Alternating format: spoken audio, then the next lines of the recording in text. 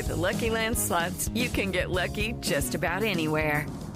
This is your captain speaking. We've got clear runway and the weather's fine, but we're just going to circle up here a while and get lucky. No, nothing like that. It's just these cash prizes add up quick. So I suggest you sit back, keep your tray table upright, and start getting lucky. Play for free at LuckyLandSlots.com. Are you feeling lucky? No purchase necessary. Void where prohibited by law. 18 plus terms and conditions apply. See website for details. Hi, I'm Scott Chesworth, and welcome to the Ancient World. Episode 14, In the Midst of the Seas. For thousands of years, the Phoenician port cities of Byblos, Sidon, and Tyre had commanded the best natural harbors of the eastern Mediterranean, and had used that advantage to generate the wealth, power, and prestige that secured their lands from foreign invasion and conquest. Civilizations had come and gone, ruling dynasties faded into obscurity, but through it all the Phoenician role remained unchanged. Ply the seas of the eastern Mediterranean, and retrieve the resources and goods most valued by the great powers of the Near East. The Phoenician territory of the Levant, a narrow strip of coastline hemmed in by mountain ranges to the west and the Mediterranean to the east, was probably considered prime beachfront property by every landlocked empire that arose in the region, and Phoenician history would probably have been extremely brief if it were left as a matter for kings and armies to decide. Fortunately for the Phoenicians, empires tended to crave crucial resources and exotic goods even more than knockout views, and preserving the eastern Mediterranean maritime trading system meant not killing the golden goose that kept these commodities flowing to their shores. Bully? Yes. Intimidate? Certainly. But play too heavy a hand, and, well, let's just say boxwood and small female monkeys don't grow on trees, you know? Oh, wait, I guess boxwood does, but you get the point. During the Late Bronze Age, the Phoenician maritime trading circuit included Cyprus, Rhodes, the Cyclades, mainland Greece, Crete, the Libyan coast, and Egypt. With most of their competitors and any great power oversight eliminated by the chaos of the Bronze Age collapse, the Phoenicians under King Hiram quickly moved to expand their domain. By the early 9th century BC, under the leadership of King Ithobal I of Tyre, Phoenicia had extended its combined land and sea trading network into Anatolia, Armenia, the Ionian Islands, Syria, Judah, Israel, Arabia, and much of the Near East. A new southern harbor was built at Tyre to handle the vast increase in goods passing through the busy seaport. It was nicknamed the Egyptian Harbor, since much of the trade it conducted was in service to the resurgent power of the Libyan ruling dynasty. So, how did the nuts and bolts of the Phoenician trade network operate? Well, the first Phoenician colonies were little more than trading outposts, where a small number of merchants, artisans, and soldiers lived year-round, exchanged goods with the local population, refitted ships, guarded the port, and collected resources from the interior for shipment back to their home cities.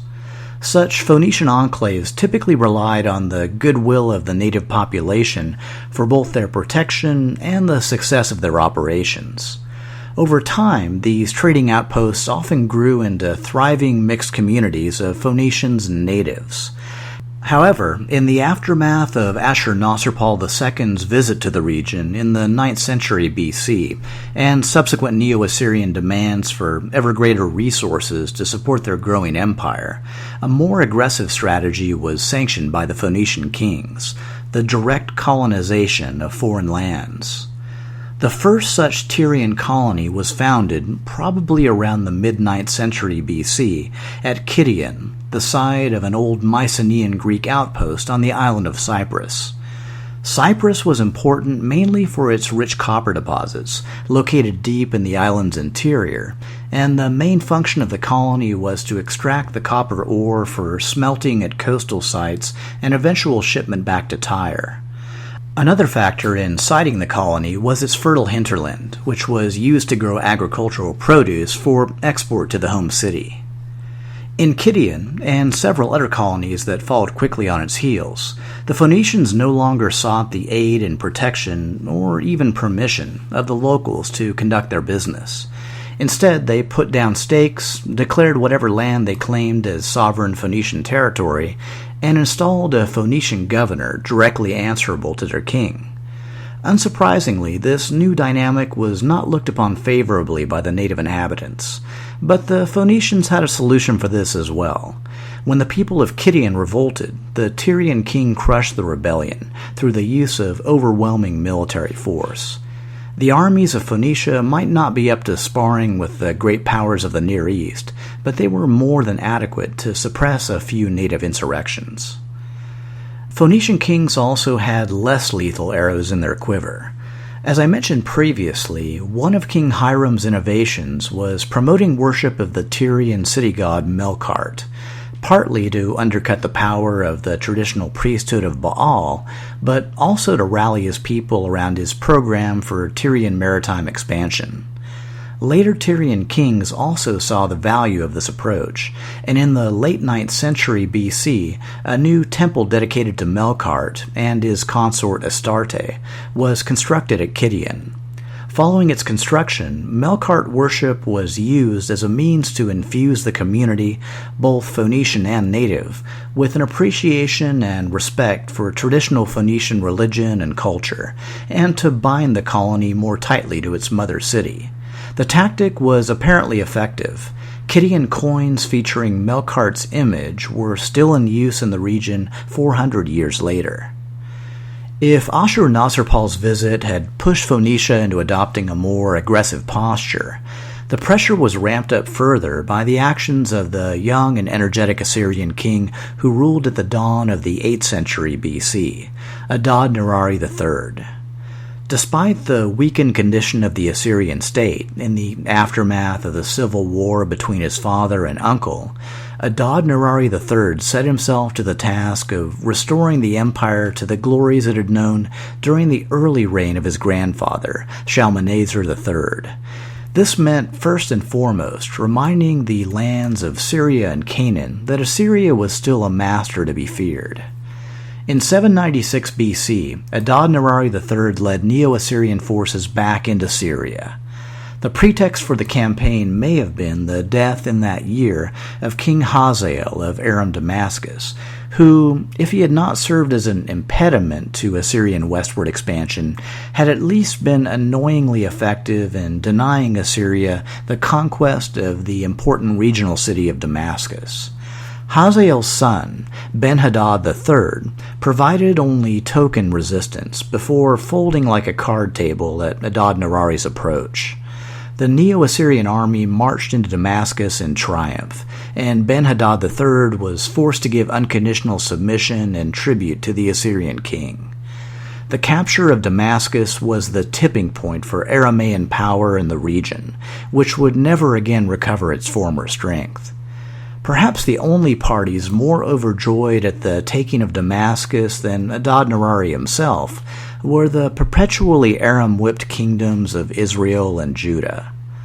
The final few years of King Hazael's rule had been difficult ones for both Hebrew kingdoms. King Jehoash of Judah, sole survivor of his grandmother's bloody purge, had been forced to relinquish both land and treasure to the Aramaeans. But when, in 796 BC, his 40-year reign was finally ended, it was not through the machinations of Hazael, but at the hands of his own servants, who assassinated him in outrage over his execution of a high priest of Yahweh. Even as his son, King Amaziah, began his reign by punishing the murderers of his father, he must have been relieved at the prospect of ruling over a kingdom finally free from the specter of Aramaean oppression.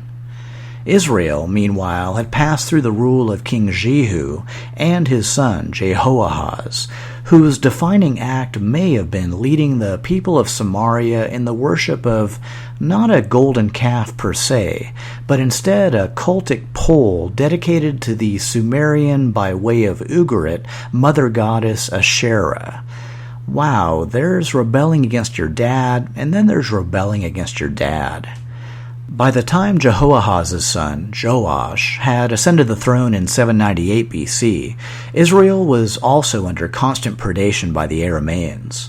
So when Adad-nirari III conquered Damascus in 796 BC, it was considered quite literally the answer to his prayers. Both kings probably tripped over themselves sprinting for the Assyrian camp to give thanks and well wishes, along with tribute and submission, to the great Assyrian king, but they were certainly not alone in doing so. Adad-nirari III made it clear that the conquest of Damascus was only an illustrative example, to show the rest of Syria and Canaan what might be coming their way if annual tribute payments from the region did not resume, probably at increased levels and including back payments and penalties. The lesson was effective. Along with Israel and Judah, Phoenicia, Philistia, Moab, Edom, and the Neo-Hittite states all gave submission and tribute to the Assyrian king. Adad-nirari III knew that, of all his vassals, Phoenicia was best equipped to keep the empire supplied with the steady flow of the critical resources it needed to function effectively, most notably silver for the payment of troops and iron for their weapons and armor. In this spirit, Adad-nirari assured the current Tyrian king, Pygmalion, that the Assyrian hand would continue to be light upon his kingdom, on the condition that Phoenicia devote its energies and considerable maritime skills to seeking out and obtaining new sources of these precious commodities. Fortunately for Pygmalion, the Phoenicians had already laid much of the groundwork to fulfill their half of the bargain.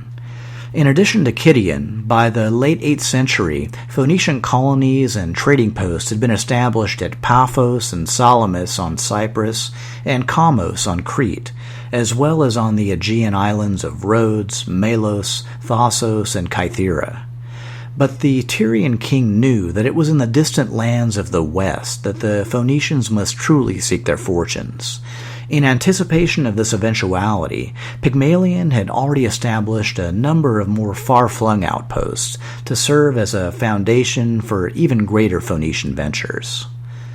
The central Mediterranean had, for centuries, been home to an active maritime trading circuit, centered on the island of Sardinia and extending to central Italy, the Aeolian Islands north of Sicily, and westward as far as the Iberian Peninsula, as well as eastward as far as Crete and even Cyprus. The indigenous Nuragic people had dominated Sardinia since the early Bronze Age, developing a complex society whose artifacts range from intricate bronze figures to the monumental stone tower fortresses, or nuraghe, that gave the culture its name. Renowned for their metalworking skills, the Sardinians had long supplied bronze swords, daggers, and axes to the other advanced societies of the region, including Mycenaean Greece, and also crafted votive bronze boat models that honored their strong ties to the sea. The bronze trade served to integrate Sardinia with other cultures spanning the Mediterranean, from tin-rich Iberia to the west to copper-rich Cyprus in the east. But the Sardinians did not take to the sea for trade alone. By the late Bronze Age, Sardinian seafaring raiders, known to Egypt as the Sherdun or Sharduna, were apparently formidable enough as both warriors and sailors to plunder the Levantine coast with near impunity. By the late 9th century BC, Phoenicia had established a colony in the northwest of Sardinia, drawn by its lucrative deposits of precious metals already being mined by the indigenous Nuragic communities. In contrast to the colony of Kidion on Cyprus, the Phoenicians on Sardinia practiced a more collaborative approach, living as part of a mixed community and cooperating in joint commercial ventures with the natives. It was this Sardinian colony that first brought the Phoenicians into contact with the cultures of central Italy, most notably the Etruscans, on whom more shortly. It was likely also via the Sardinian trading network that the Phoenicians had their first dealings with the land of Tarshish, or Tartessus, the ancient name for the region of southern Spain. In fairly short order, the Phoenicians entered into lucrative trade agreements with local Tartessian elites in order to gain access to the country's vast mineral wealth, particularly iron and silver from the interior. In return for these resources, the Phoenicians provided Tartessian rulers with jewels, ivory, bronze statues, pottery, unguents, and perfumes. But it was on the north coast of Africa, to the west of Egypt and Libya, that the seeds planted by King Pygmalion of Tyre would bear their most legendary fruit. As with other great and powerful cities, the Phoenician colony of Carthage had its own foundation myth, which probably contains at least some elements of truth. According to the legend, the story of Carthage begins with the passing of the Tyrian king Matan I, grandson of Ithobaal, in 821 BC. Matan supposedly stipulated that his two children, Pygmalion and Dido, also known as Alyssa, but I'll stick with Dido to avoid confusion, should rule jointly over Phoenicia. However, with the backing of Tyrian elites, Pygmalion seized the throne for himself and moved quickly to eliminate all rivals. While he could not bring himself to kill his sister, Dido, he did kill her husband, Zikar-Baal, the powerful and wealthy high priest of the Tyrian city god Melkart, who also happened to be their uncle. Dido was apparently successful in convincing her brother that she bore him no ill will over his, seizing their joint throne for himself and, killing her husband and all. Hey, water under the bridge, right? Insert nervous laughter. But in secret, she began plotting, along with other disaffected Tyrian nobles, to flee the city, along with her dead husband's substantial hoard of gold, which Dido had so far managed to conceal from her brother. When the plan was finally executed, the party made first for Cyprus, where they were joined by a high priest of the goddess Astarte and 80 sacred prostitutes of her order, to serve as wives for the fleeing nobles. Their next stop was the Tyrian colony of Utica, far to the west along the North African coast. Despite their warm welcome there, Dido and her party had already made plans to establish a colony of their own, and entered into negotiations with the local Libyan king Hyarbas for this purpose. Wary of ceding too much territory to the Phoenicians, Hyarbas famously agreed to sell them only as much land as could be covered by an ox hide. So, Dido and party promptly cut a hide into very thin strips, then used the strips to circumscribe a hill, known as the Bursa, that would serve as the heart of their new colony. Oh, those rascally Phoenicians. Several years later, when Carthage had grown into a stable and prosperous colony, King Hyarbas returned to threaten its destruction, unless Dido agreed to marry him. Torn between her love for her people and her fidelity to her dead husband, Dido first had a pyre built to make sacrifices to appease her husband's spirit. But once the pyre was fully ablaze, Dido climbed atop it and stabbed herself with a sword, unable to accede to Hyarbas' demands. Despite, or perhaps because of, her sacrifice, the Libyan king spared the colony, which went on to grow and thrive over the succeeding centuries. A nice story indeed, but most of it originated long after the city had been founded. The origin of some elements can be decoded. The part about the ox hide probably stems from the fact that the name for the city's central hill, the Bursa, is similar to the Greek word for ox hide. However, it's far more likely that the hill's name actually comes from the Akkadian word birtu, meaning fortress. More firmly established are the colony's links with Tyre. Later records commonly refer to the citizens of Carthage as sons of Tyre, and the worship of the Tyrian gods Melkart, Astarte, and Eshmun was known to predominate in the colony.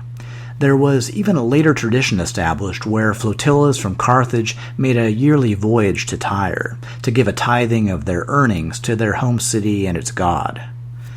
The traditional date for the foundation of Carthage, from the Phoenician Kart Hadasht, or New City, is given alternately as either 825 BC, or 72 years before the foundation of Rome, or 814 BC.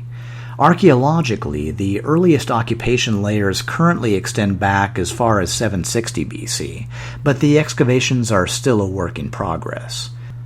Regardless of the date of its founding, the site of Carthage could not have been better chosen, lying as it did in the heart of both the north-south trading circuit, centered on Sardinia, and the east-west route between the Levant and southern Spain. Given this advantage, it's no wonder that the colony grew over the next century to become the most prominent and powerful in the Phoenician world. Now that we've got Carthage founded, let's return to the central Mediterranean maritime circuit, the island of Sardinia, and the Etruscans. Commonly considered the first advanced civilization of Western Europe, the Etruscans were the successors of the early Iron Age Villanova culture of Etruria, located in modern Tuscany. This location blessed them with bountiful farmland, valuable deposits of iron and copper ores, and good natural harbors, all of which encouraged them to become maritime traders. Each Etruscan city was an independent state with its own king, but they were loosely federated into a body called the Etruscan League. By the 8th century BC, the Etruscans shared the Italian peninsula with two other peoples who would grow to later prominence. The first were the Italics, who were divided into 8 main tribal groups and had migrated into north and central Italy around 1000 BC. The second were the Messapians, who had migrated from coastal Illyria at roughly the same time and had settled in the heel of Italy. Of these peoples, only the Etruscans were sufficiently advanced to participate in the regional trade network, which they interfaced via the mixed Phoenician Uragic metalworking center of Sant'Imbania in northwestern Sardinia. It's also at Sant'Imbania, as well as the nearby colony of Pithecusa on the island of Ischia, that the Phoenicians first interacted with another regional newcomer, also trying to establish its own set of commercial and colonial networks. Although, to be fair, newcomer really doesn't seem like a realistic term to apply to the Greeks. Whatever the cause of Mycenaean Greek decline during the Bronze Age collapse, sea peoples, internal conflict, invasion from the north, or all of the above, Greece had basically descended into a period of oblivion and obscurity that spanned the next several hundred years. The legend the later Greeks told themselves was that the exiled sons of Heracles, the Heraclids, in the form of a people known as the Dorians, had returned to Greece after several generations to reclaim dominion over territories Heracles had held in the Peloponnesus. While the historicity of the Dorian invasion of Greece has never been firmly established, the tale of the returning Heraclids served the Greeks as a means to justify the loss of their once glorious civilization. After all, who could stand up to the sons of Heracles, right? In the aftermath of the collapse, once mighty Mycenaean hilltop fortresses were reduced to rubble, and the Bronze Age advances of palaces, scripts, and a widespread Mediterranean trading network were lost. The Aegean power vacuum invited seafaring civilizations from elsewhere in the Mediterranean, particularly the Phoenicians, to take the lead in regional trade and colonization. During this Dark Age, which lasted from roughly 1200 to 800 BC, the Greeks reverted to small chiefdoms run by petty lords, with wealth measured not in gold, bronze, or palaces of stone, but in the more humble currencies of cattle, sheep, and pigs. The rule of these chiefdoms seldom extended farther than over the immediate family, extended family, and possibly a few retainers or slaves. A far cry from the heights of Minoan and Mycenaean Greek culture and influence. No luxury goods were found in Greek tombs dated to this period, reflecting the severe contraction in the Greek material culture and standard of living. Greek writing, in the form of the Mycenaean Linear B script, virtually disappeared, reflecting both the lack of goods to keep tallies of and the lack of desire to keep other records of any kind. Greek representational artwork also died out, probably for many of the same reasons. Hand in hand with their culture, the Greek population also suffered a precipitous drop during this period, with archaeological studies showing a decline from 340 mainland settlements down to 40. The loss of population was at least partly due to the collapse of the Mycenaean Greek palace economy. In the absence of this complex redistribution system, integrated agricultural production suffered, and many settlements could no longer survive, relying only on their local resources. This in turn led to mass migrations of Greeks into other lands, most notably into the east. Based on a linguistic map, it's been established that during the Dark Age, much of the mainland Greek population migrated to the west coast of Anatolia, a region in the midst of its own Dark Age following the collapse of the Hittite kingdom. Despite their dislocation, these Ionian Greeks strove to maintain their cultural and linguistic ties with their mainland Greek brothers. But perhaps more interesting was what these Greek migrants shared with the native inhabitants of their new home. After all, coastal Anatolia was the precise location where the quasi-mythical battle between Mycenaean Greece and Troy had been fought. Now, centuries later, descendants of both Greeks and Trojans, living side by side, came to share a common sense of history, and, in particular, of being heirs to mighty Bronze Age civilizations, of which virtually nothing remained but heroic stories and mysterious ruins. Perhaps unsurprisingly, the main form of entertainment during this period came by way of wandering poets, who sang tales of this richer and more glorious age. Most famous were the cycle of stories revolving around the Trojan War, which started being told around 1100 BC and slowly formed the framework of a common story over the centuries that followed. The final written versions of the Iliad and the Odyssey would be a product of this cultural blending, particularly since the author, Homer, was a citizen of the Ionian Greek city of Smyrna. It was in the 10th century BC that the first embers of a Greek resurgence could be seen to smolder. Around this time, the Greek island of Euboea managed to reforge at least some of the links of an internal Greek trading network. This development led several Euboean settlements, such as the village of Lefkandi, to become wealthy, at least in comparison to their Greek contemporaries. It also attracted the attention of the premier maritime traders of the age, the Phoenicians. Phoenician interest was heightened by the high quality of the local Euboean pottery, and they quickly established a trade network to facilitate its shipment to Near Eastern markets, in exchange for luxury items of gold and bronze. Sometime during the 9th century BC, in support of this effort, the Greeks of Euboea established what may have been the first Greek colony, at Almina on the Syrian coast, just north of the ancient city of Ugarit.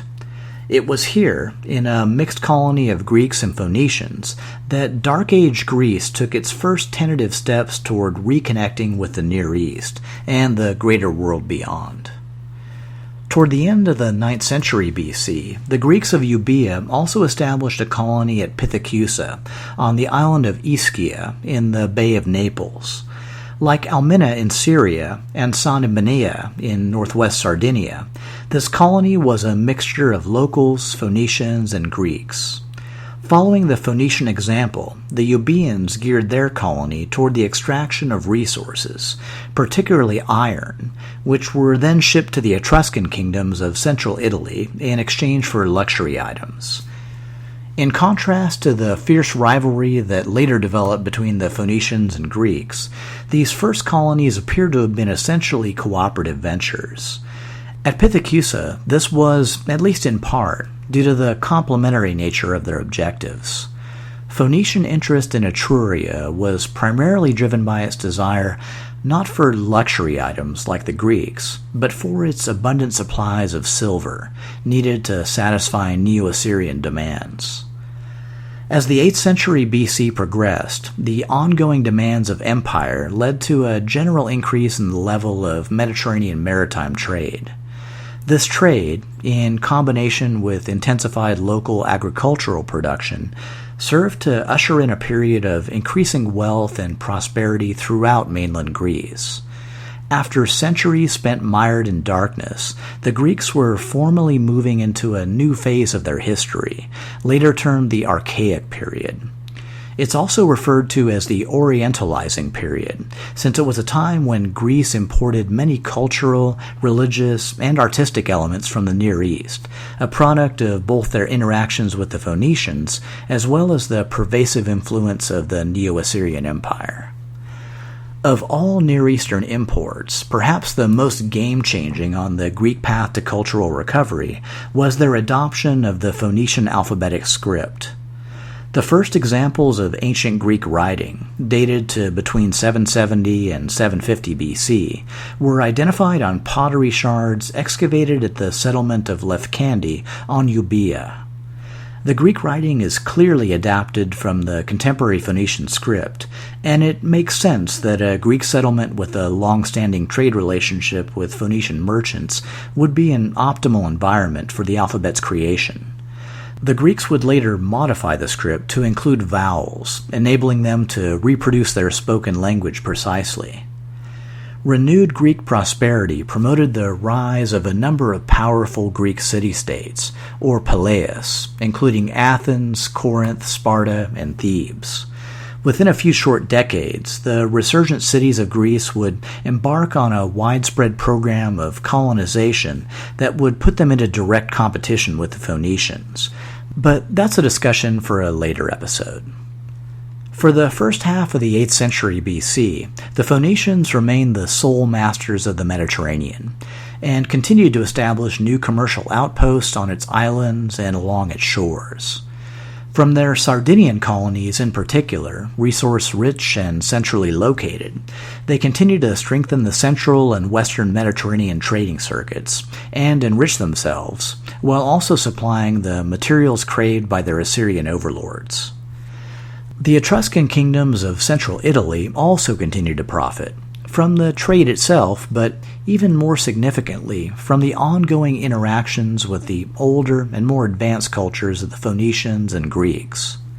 Of particular influence on the Etruscans were the tales of the Greek-Trojan War cycle, stories that would eventually be woven into their own history in order to give it an extra sense of gravitas. According to the later legend, the Etruscan kingdom of Alba Longa, located near Lake Albano in the region of Latium, had even been founded by the Trojan prince Aeneas, fleeing the destruction of his home city. What a totally amazing coincidence. Anyway, as the legend continued, in the 8th century BC, a Vestal virgin of Alba Longa, named Rhea Silvia, became pregnant, a sacrilege to local custom whose punishment was being buried alive. Rhea Silvia claimed that her child had been fathered by the war god Mars, but the current king, Amulius, was having none of it. Of course, he had a personal axe to grind, as Rhea Silvia was the daughter of his brother Numitor, whose throne he had usurped. Rhea Silvia's life was spared, but her twin sons were taken by King Amulius at birth and hurled into the flooded Tiber River. They washed ashore downstream, where they were subsequently found and suckled by a she-wolf who had lost her own cubs to the flood. The twins, named Romulus and Remus, were then raised by humble local villagers, ignorant of their own royal, even divine nature. To do a callback to Episode 3, this is all pretty much basic heroic mythology 101, and very similar to the origin myths of Sargon of Akkad, the Hebrew Moses, or even Superman, though the wolf-suckling is a nice local touch. The legend reaches its climax when the deposed King Numitor, questioning Remus about a local cattle theft, became aware of his true identity, and press-ganged him into joining his rebellion against his brother, King Amulius. Romulus, learning of his own brother's abduction, gathered a posse of locals and pursued the rebels to Alba Longa. Once there, King Amulius was taken by surprise by both the rebellion itself and by the revelation of the surviving children. In his state of distraction, he was killed by Numitor, who reclaimed the throne of Alba Longa. The twins were then allowed to leave the city, but now aware of their true ancestry, decided that they were meant for greater things, and would someday found a city of their own, which they did, legendarily, in the year 753 BC, at a place called Rome. Similar to the Phoenician city of Carthage, Rome's foundation myth was established long after the events it portrayed, and, as with Carthage, the origin of some elements can be decoded. The fact that the Latin word for wolf, lupa, can also mean prostitute hints at a more realistic, if less dramatic, upbringing for the founding twins. Also, there was an established Latin tradition of exiling the firstborn, both animal and human, to found a new city once a particular settlement had grown too large. Other elements may also be rooted in fact. Archaeological evidence suggests that Rome was ruled by Etruscan kings from Alba Longa for a period of roughly 200 years. Also, in keeping with the legend, the city's early accretion of both citizens and wealth likely did come via the conquest and absorption of the surrounding tribes. In reality, the great and powerful city of Rome began as a humble Latin village of round mud huts on the banks of the Tiber River, predated by several older settlements in the surrounding hills. The city's location conferred upon it a wealth of benefits. It was located in the center of Italy and at the lowest crossing point of the Tiber River. The river provided a safe border on one side, and hills provided defense on the other. The city also lay at the crossroads of prosperous overland routes for both metal and salt traders, and was near enough to the sea to benefit from maritime trade while being sufficiently far away for protection from coastal pirate raids. Prior to its official founding as a city, some basic communal features were likely present, such as a simple marketplace and altars to various local gods, the early seeds of Rome's conservative religious tradition. Archaeological excavations also confirm that the Palatine Hill, central to Rome's earliest incarnation, was fortified in the mid-8th century BC, an early symbol of the city's budding militarism.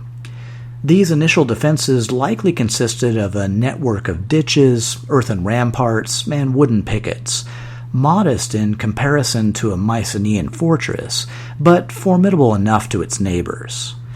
By around 750 BC, the city was certainly showing some signs of promise, but of course no one looking down on the tiny Latin settlement from one of the 7 hills could possibly envision the true scope of what the future would bring. Wow, if I'm not mistaken, I've just managed to found both Carthage and Rome in a single episode. No wonder I'm so beat. Next episode, we return to the Near East and North Africa to catch up on events in Egypt, Babylonia, Syria, Canaan, Urartu, and, of course, Assyria. All this next time on The Ancient World.